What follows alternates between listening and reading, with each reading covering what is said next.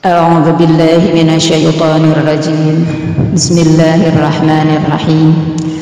السلام عليكم ورحمة الله وبركاته.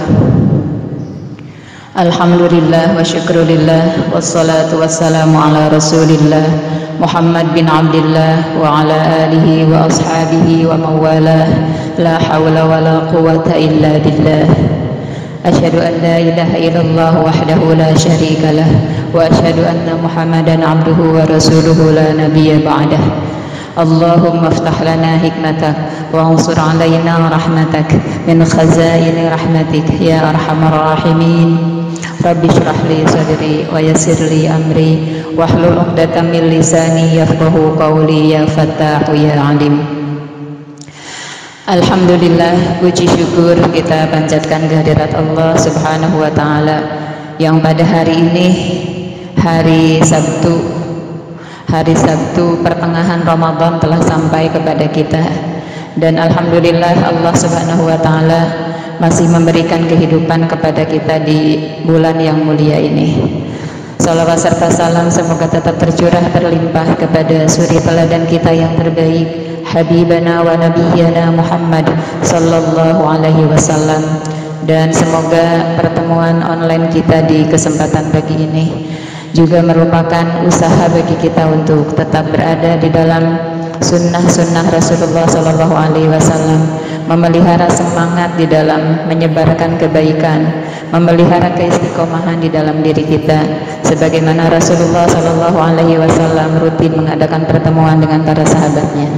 Walaupun pertemuan pada saat ini bukanlah pertemuan dalam suatu majelis di mana lutut kita bisa saling menempel satu sama lain, di mana tangan kita bisa saling berjabat tangan ketika bertemu dengan saudara-saudara kita di dalam majelis offline.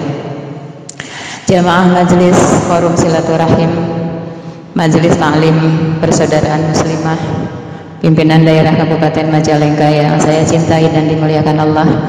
Apa kabar semuanya? Alhamdulillah, semoga Allah Subhanahu wa Ta'ala senantiasa memberikan kesyukuran kepada kita, karena tiada sebuah kebaikan membawa kebahagiaan kalau tidak ada kesyukuran dan kesadaran di dalamnya.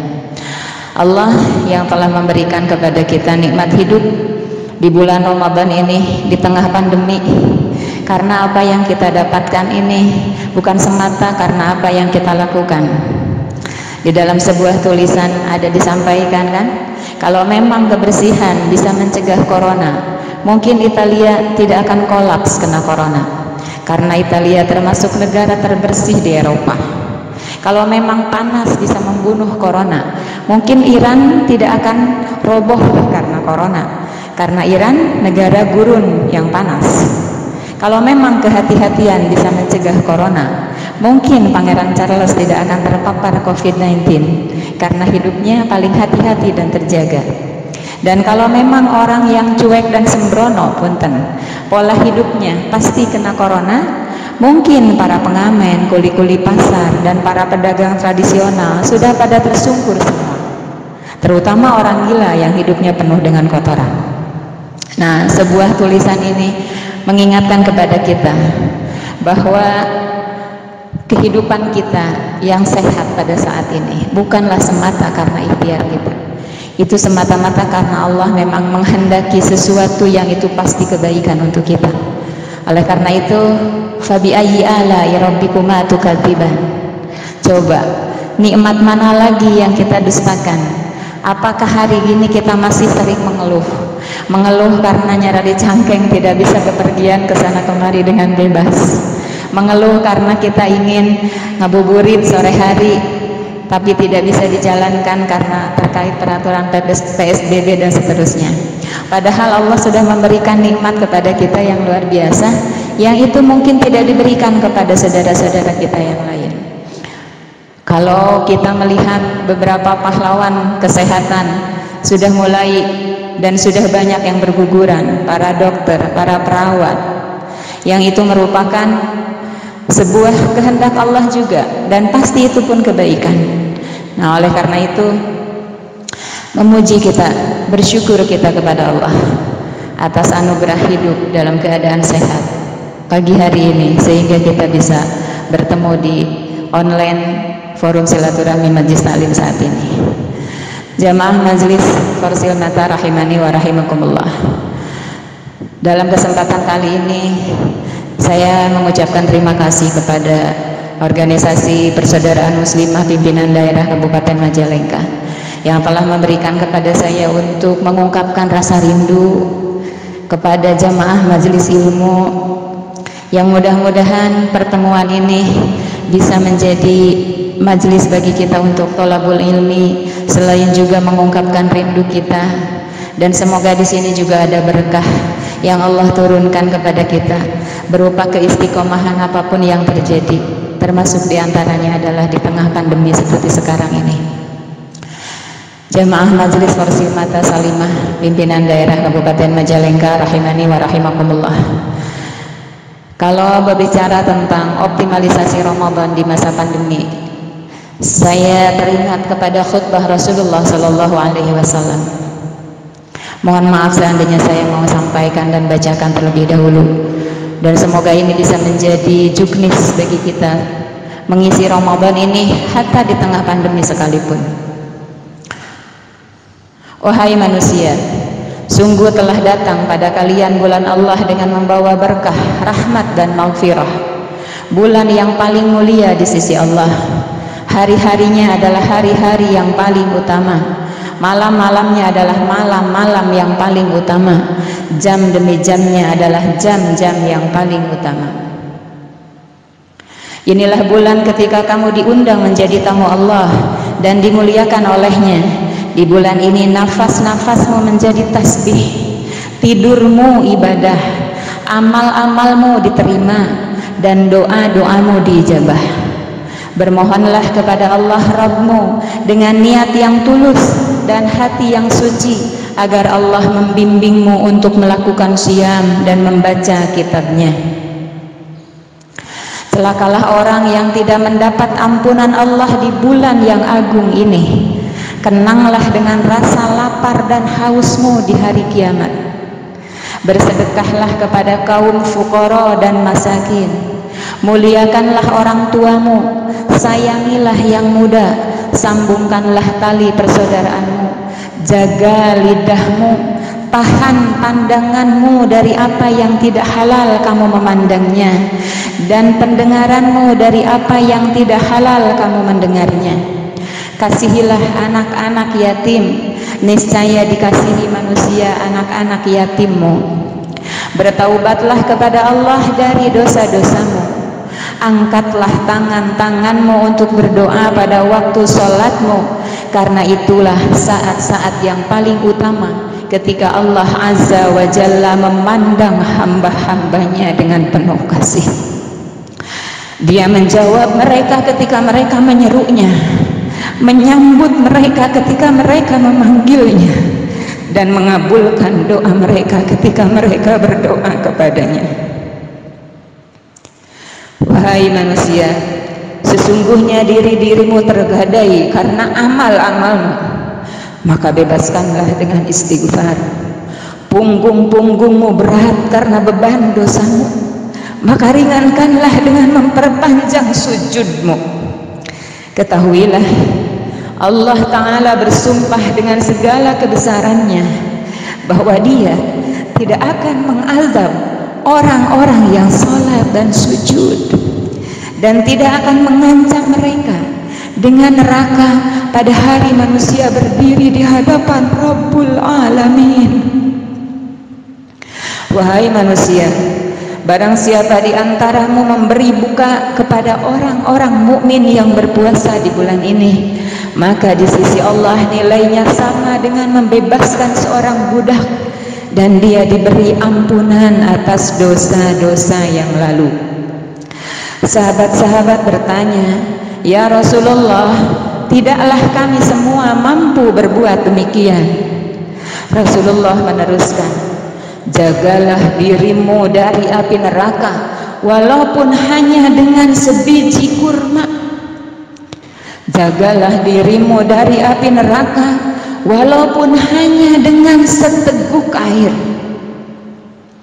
Wahai manusia, Siapa yang membaguskan akhlaknya di bulan ini, ia akan berhasil melewati shiratal mustaqim pada hari ketika kaki-kaki tergelincir. Siapa yang meringankan pekerjaan orang-orang yang dimiliki tangan kanannya atau pegawai atau pembantunya di bulan ini, Allah akan meringankan pemeriksaannya di hari kiamat.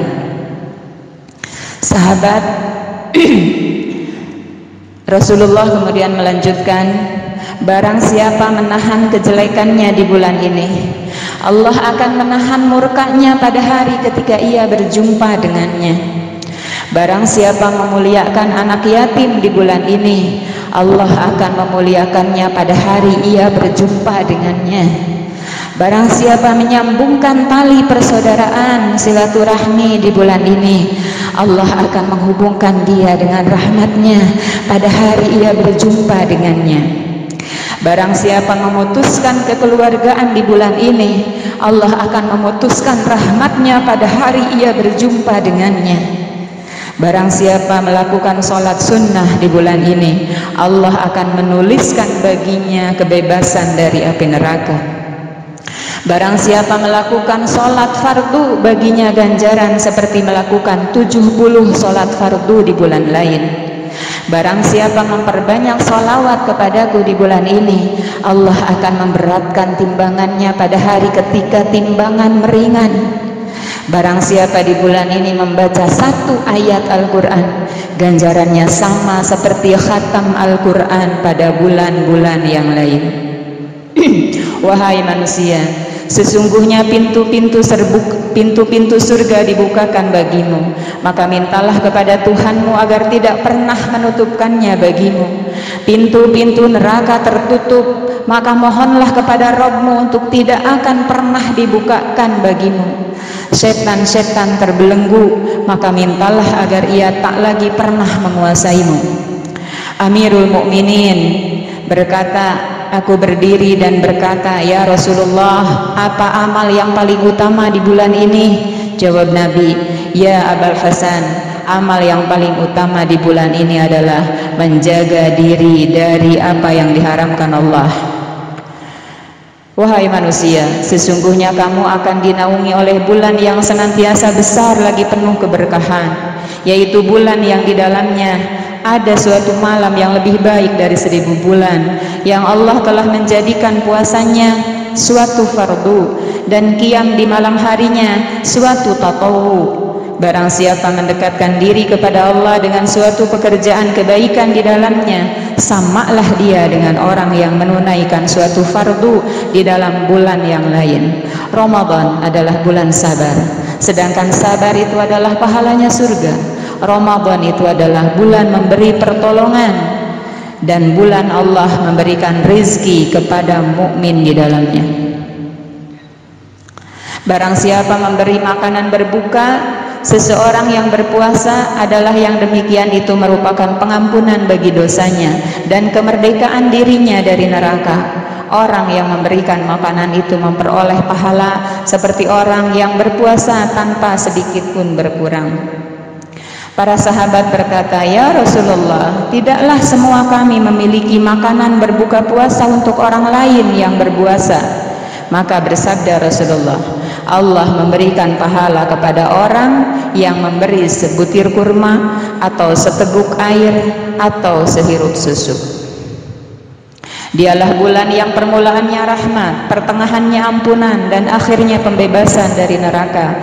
Barang siapa meringankan beban dari budak sahaya, niscaya Allah mengampuni dosanya dan memerdekakannya dari neraka. Oleh karena itu, banyakkanlah yang 4 perkara di bulan Ramadan. 2 perkara mendatangkan ridho Tuhanmu, dan 2 perkara lagi kamu sangat membutuhkannya.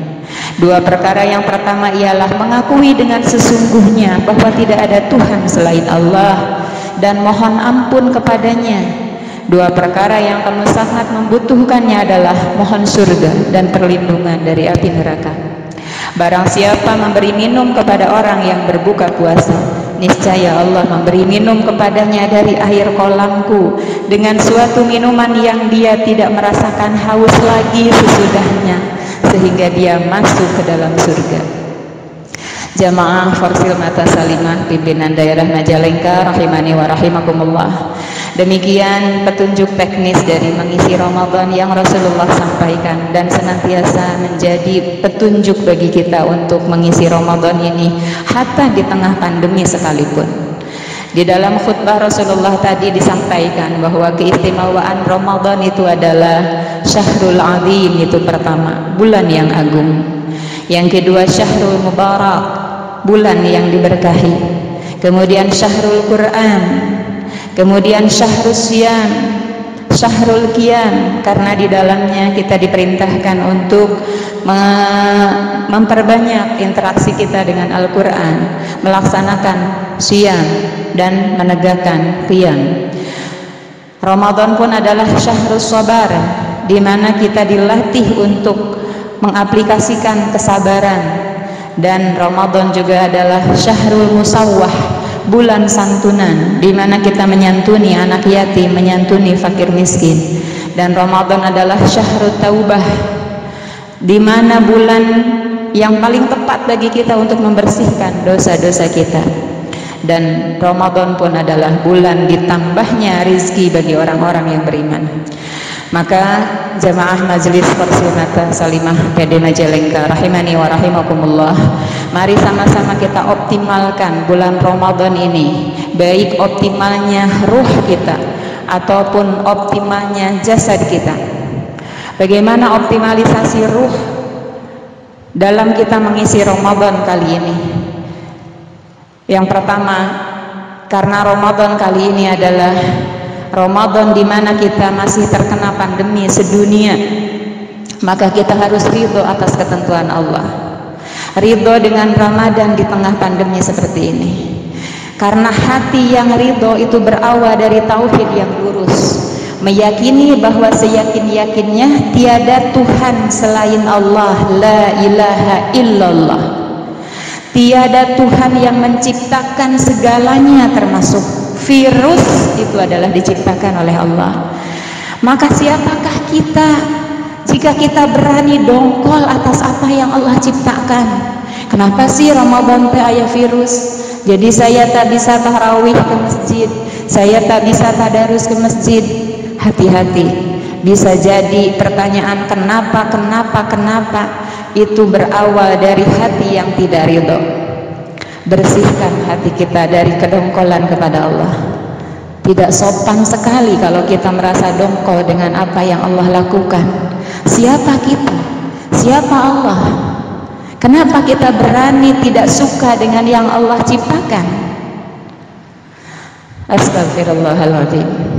Maka optimalkan ruh kita diawali dengan ridho atas ketentuan Allah. Ramadan 1441 Hijriah ini di tengah pandemi.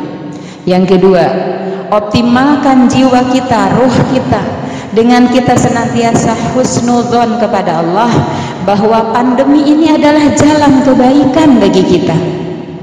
Sebagaimana Allah Subhanahu wa taala sampaikan di dalam Quran surah Yunus ayat 107. A'udzu billahi minasy syaithanir rajim. Bismillahirrahmanirrahim. Wa in yamsaska Allahu bidurrin fala kashifa lahu illa hu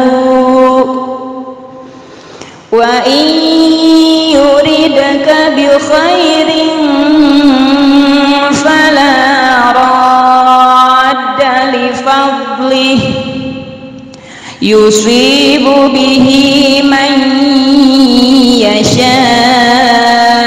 min ibadihi wa huwal ghafurur rahim.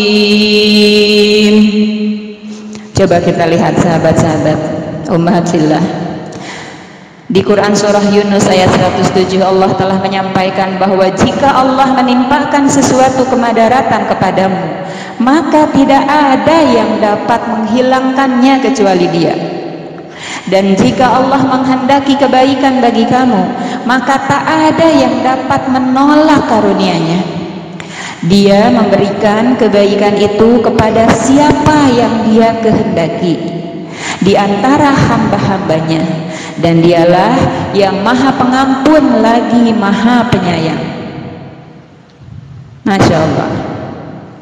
Jadi Allah Subhanahu wa Ta'ala menciptakan virus itu, sesungguhnya tujuan akhirnya adalah Ghafurur Rahim, untuk menganugerahkan ampunannya dan kasih sayangnya kepada siapa?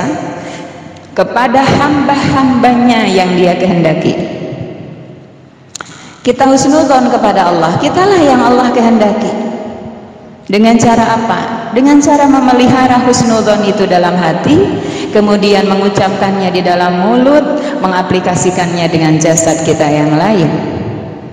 Mungkin manusia-manusia, orang-orang yang tidak berhusnudzon kepada Allah, senantiasa mengisi ucapannya dengan ucapan-ucapan yang penuh keluh kesah dengan keadaan seperti ini.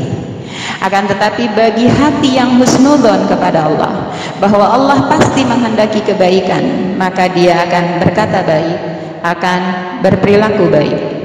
Coba kita lihat, ya, banyak orang-orang yang ternyata Allah kehendaki baik dengan pandemi ini, hidupnya menjadi lebih bersih, kemudian mengkaji Islam sebagai agama yang sempurna, mengajarkan segalanya, diantaranya wudhu dengan sempurna.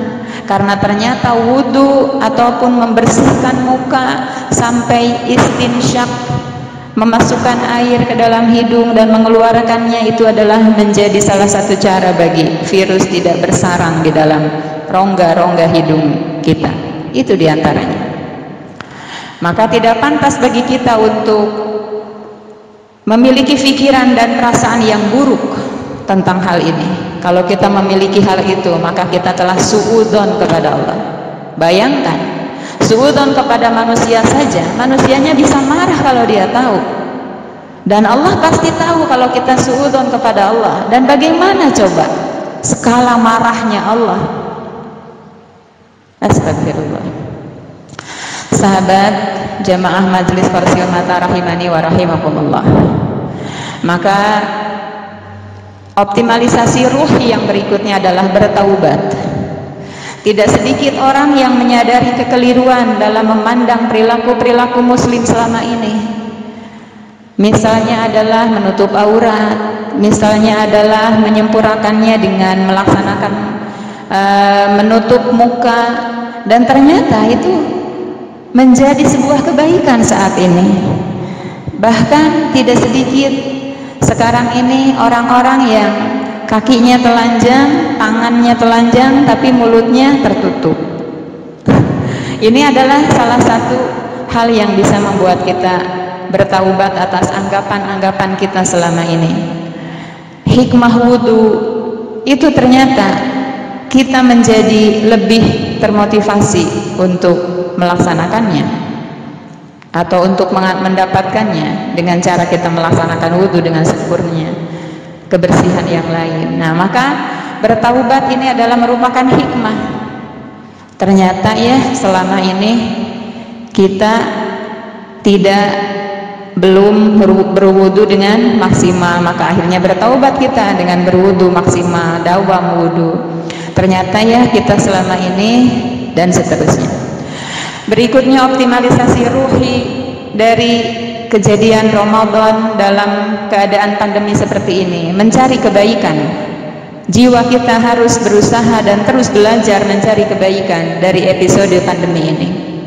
Coba, apa kebaikannya? Orang menjadi berhati-hati dalam menyentuh, kemudian juga nampak pahlawan-pahlawan kemanusiaan di tengah-tengah kita. Nampak para pahlawan-pahlawan, pejuang-pejuang, orang-orang yang menampakkan cinta kasihnya kepada sesama dengan adanya pandemi ini. Dan itu mungkin kalau tidak diuji dengan pandemi, tak ada orang-orang yang mempedulikan tetangganya yang dia itu terkena dampak dari wabah ini dengan kehilangan pekerjaan, kekurangan makanan dan seterusnya. Kemudian kita menjadi lebih peduli kepadanya. Itu diantaranya adalah kebaikan yang muncul dari pandemi ini. Maka wajib atas kita untuk terus berusaha mencari kebaikan dari apa yang terjadi saat ini. Berikutnya adalah optimalkan ruh kita dengan mengenang banyak nikmat yang selama ini disepelekan. Sebagaimana Allah Subhanahu wa taala atau sebagaimana Rasulullah Shallallahu alaihi wasallam menyuruh kita di khutbahnya tadi mengenang rasa lapar dan haus, karena mengenang sesuatu itu bisa menjadi sebuah kekuatan bagi kita melakukan kebaikan. Mengenang banyak nikmat yang selama ini kita sepelekan, itu akan membuat kita menghargai sebuah kenikmatan, hatta kenikmatan kecil sekalipun. Coba kita lihat betapa bersalaman dan duduk rapat dalam majelis ilmu bersama sesama muslimah selama ini begitu berharga. Sekarang rindu. Betapa diberi udara yang sehat tanpa virus itu begitu berharga. Padahal selama ini kita tidak pernah mengucapkan hamdalah sebanyak nafas yang kita hirup dengan segar. Satu kali nafas hati kita hamdalah, satu kali nafas mulut kita hamdalah, tak pernah. Andaikan sekarang ini ditawarkan kepada kita, sok dibersihkan udara ini, lingkungan ini dari virus COVID-19, tapi kamu harus hamdalah, mengucapkan hamdalah dengan hati samiliar, kayaknya semua orang pasti bakal melakukan. Nah, maka kenanglah kebaikan-kebaikan dan nikmat-nikmat yang selama ini disepelekan itu dengan jiwa kita. Dan berikutnya optimalisasi jasadi adalah salah satu usaha kita untuk mengoptimalkan Ramadan di tengah pandemi ini. Di antaranya adalah jasad kita jadikan untuk mengisi banyak waktu dengan penambahan dan peningkatan ibadah langsung kepada Allah. Misalnya khatam Al-Quran berkali-kali. Dengan adanya stay at home, kita jadi punya banyak waktu, jadi punya banyak kesempatan untuk mencapai target khatam kita. Minimalnya 1 kali selama Ramadan ditargetkan dengan membaca 2 lembar setiap pada sholat wajib saja. 1 hari sudah 1 juz, 1 bulan sudah khatam 1 kali. Tentu ini tidak cukup bagi muslimah yang masih suka mendapatkan haid.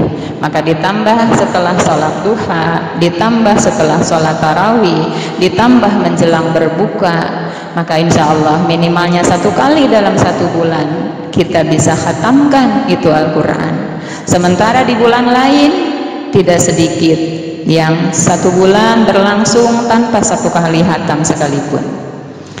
Yang berikutnya, optimalkan jasad kita mengisi Ramadan di tengah pandemi ini adalah dengan membaca tafsir Al-Quran. Karena banyak waktu, kalau goyai lagi di rumah, cangkeng pun terasa pegel, kaki juga kaku, maka duduk baca tafsir, duduk baca Al-Quran, insya Allah berkah untuk jiwa raga. Bahkan menambah hafalan Al-Quran dengan online, misalnya setor kepada teman kita, memperbanyak istighfar dan sholawat seperti yang Rasulullah sampaikan di dalam khutbahnya tadi, beribu kali dengan serius, beribu kali dengan serius. Yang mungkin selama ini kita istighfar bukan karena menyadari dosa, tapi istighfar karena marah. Astagfirullahaladzim. Bukan istighfar yang seperti itu di tengah pandemi sekarang ini, tapi istighfar yang benar-benar menyadari bahwa ya Allah, selama ini betapa saya menyepelekan kenikmatan barbir kesana kemari, betapa selama ini saya sering mengeluh karena capek misalnya barbir kesana kemari, sekarang disuruh stay at home kita menjadi mengeluh lagi. Astagfirullah, harus berlipat-lipatlah istighfar kita. Kemudian juga tingkatkan berdoa dengan menyengaja benar-benar. Mau makan kebanyakan ataupun tidak sedikit, orang-orang yang berdoa sebelum makan itu cukup dalam hati, bahkan sambil ngebelowokkeun makanan. Tapi sengajakanlah kita berdoa, kan banyak waktu gitu loh. Angkat tangan tatkala makanan sudah berada di depan kita. Kemudian pusatkan perasaan pikiran kita kepada Allah. Ucapkan dengan mulut kita, Bismillahirrahmanirrahim. Allahumma barik lana fima razaqtana wa qina adzabannar. Dengan namamu ya Allah yang maha pengasih, yang maha penyayang, Engkau yang telah mengasihi kami dengan memberi makanan ini ada di depan saya, sementara mungkin orang lain tidak memiliki makanan seperti sekarang ini karena suaminya yang supir angkot telah terhenti pekerjaannya, kemudian karena suaminya atau dirinya yang pedagang kecil sudah tak lagi berjualan di tengah pandemi ini, sedangkan saya memiliki makanan ini dengan mudah, cukup tinggal masak, maka hadirlah makanan itu di tengah saya. Maka ya Allah, berkahilah apa-apa yang Kau rizkikan ini kepada kami, berkahi. Jangan hanya membuat perut ini kenyang ya Allah, tapi jadikan sebagai ladang kesyukuran dan kekuatan ibadah bagi kami. Kemudian waqina adzabannar, dan jauhkanlah ya Allah dari siksa api neraka.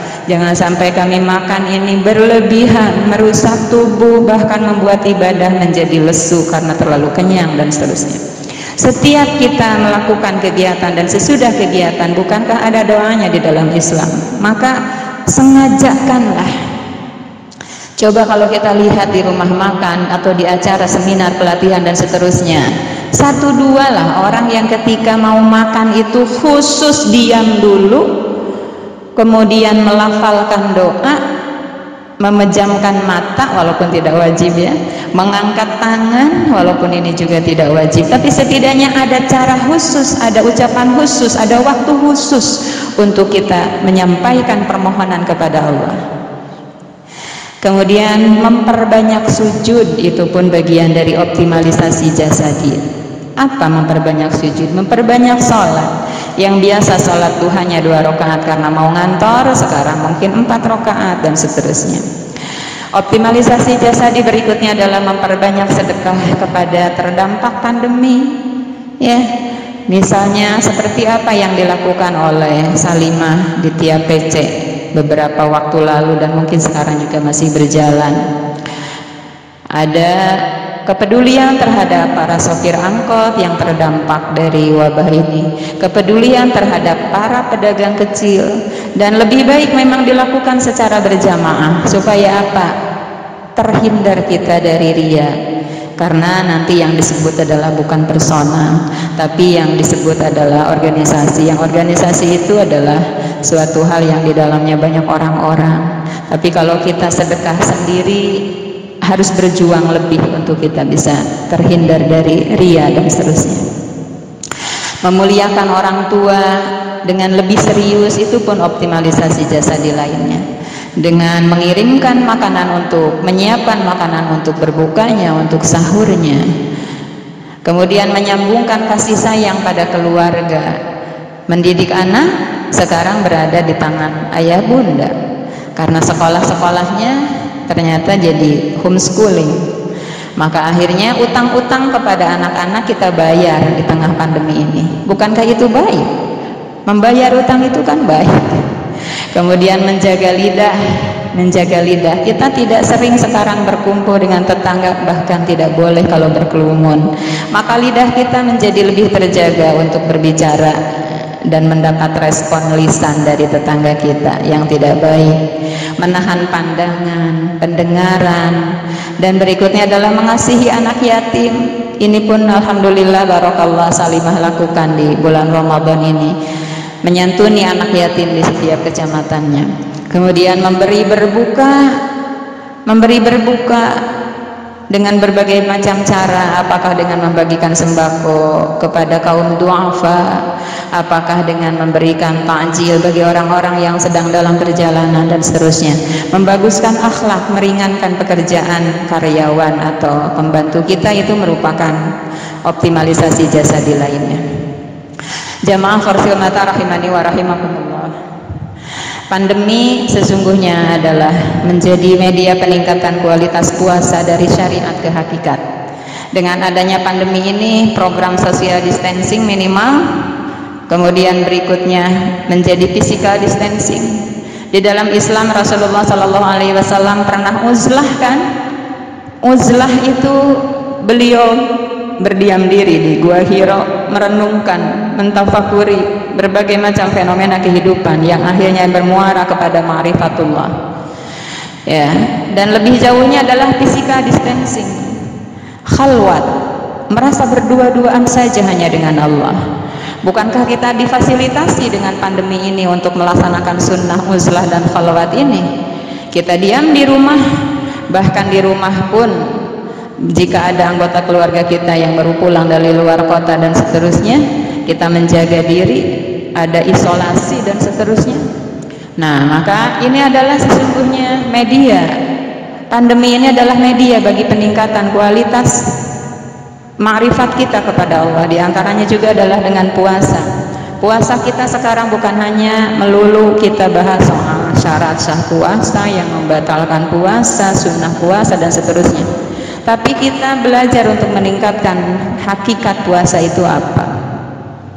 Ya, maka dimulai dari mempuasakannya kita, batin kita. Misalnya adalah puasa pikiran. Puasakan pikiran kita dari berpikir semata makhluk, mikiran orang, mikiran harta, mikiran dunia, itu makhluk. Alihkan menjadi tafakur, memahami sifat dan perbuatan Allah. Lihat orang, tetap mata dua kita lihat orang, tapi pikiran kita melihat Allah ataupun berpikir tentang Allah. Ini orang terkena virus padahal dia adalah tenaga kesehatan misalnya, maka berpikir kita tentang sifat Allah yang Al-Jabbar, Maha Pemaksa. Kalau Allah sudah ada maunya, tak ada yang bisa menentangnya. Allah Ad-Dar, Allah An-Nafi, berpikir kita tentang Allah, berpikir tentang perbuatan Allah. Itulah puasa pikiran, tidak semata berpikir makhluk. Yang berikutnya adalah puasa ingatan, dari mengingat peristiwa. Kita tuh kan paling panjang ingatannya, memaafkan orang tapi masih mengingat kejadiannya. Ya, sehingga ada peribahasa, memaafkan bukan berarti melupakan. Ya. Nah, itu harusnya berarti dia belum puasa ingatan. Puasa ingatan itu adalah mengingat peristiwa yang menyakitkan. Udah, kita pernah sakit hati oleh seseorang, lupakan. Ingat sakitnya diazab oleh Allah jika kita masih dendam kepada seseorang. Enggak sih dendam, cuma masih ingat. Dia ingat kepada suatu keburukan orang. Itu adalah salah satu indikator dari kita tidak ridho dengan kejadian itu kepada kita. Kemudian puasa kita dari peristiwa yang mengkhawatirkan, menakutkan, takut. Kalau nanti saya kehilangan pekerjaan karena pandemi ini bagaimana? Sehingga banyak melakukan ikhtiar tapi zikir kepada Allahnya nyaris tiada ataupun tidak seimbang. Nah, itu mengingat peristiwa yang menyakitkan, yang mengkhawatirkan, yang menakutkan, dibuang dengan puasa ingatan ini dan diganti dengan mengenang dan mengingat Allah. Allah yang Maha memberi rezeki, tak usahlah kita khawatir.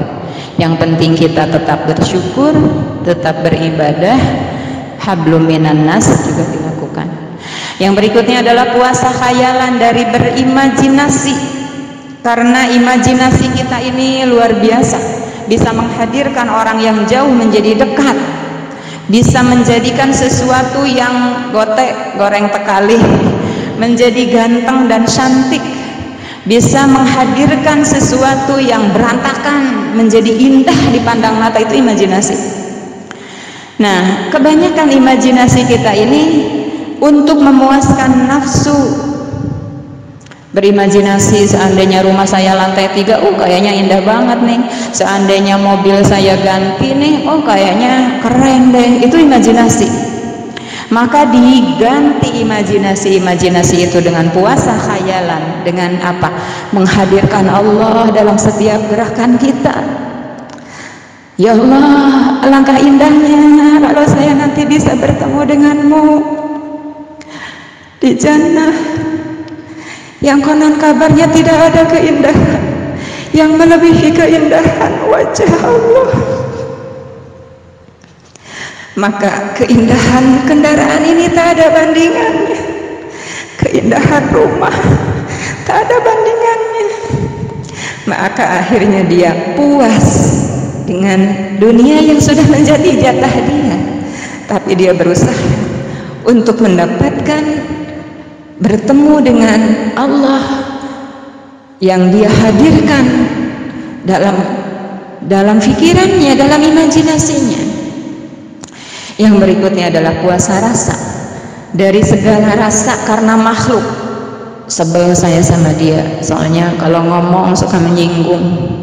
Saya suka sama dia, soalnya banyak ngasih ke saya. Ganti suka dan benci tersebut karena, atau diganti dengan karena Allah. Saya senang dia karena dia suka mengingatkan saya kepada Allah.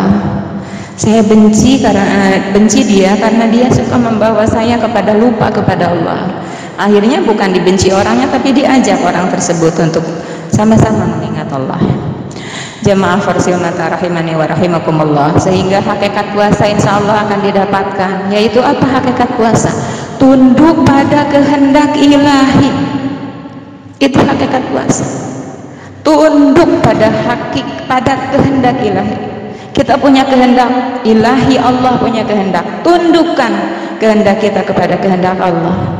Sehingga wajar kalau ada sebuah hadis Rasulullah, hadis qudsi, semua amal anak Adam dilipat gandakan kebaikannya 10 sampai 100 kali kecuali puasa, kata Allah. Puasa untuk aku dan aku yang akan memberikan pahalanya. Mengapa?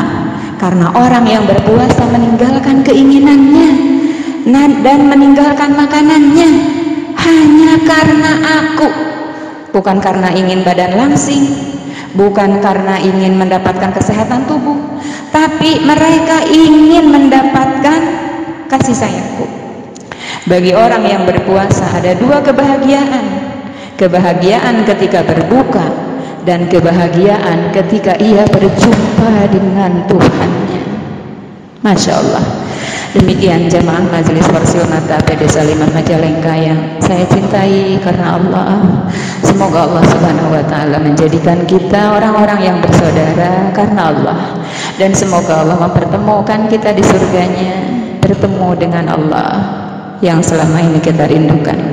Hasbunallah wa ni'mal wakil, ni'mal maula wa ni'man nasir. Mohon maaf kalau ada kesalahan, kekeliruan. Billahi bisabilil haq. Wallahul muwaffiq ila aqwamit thoriq. Assalamualaikum warahmatullahi wabarakatuh.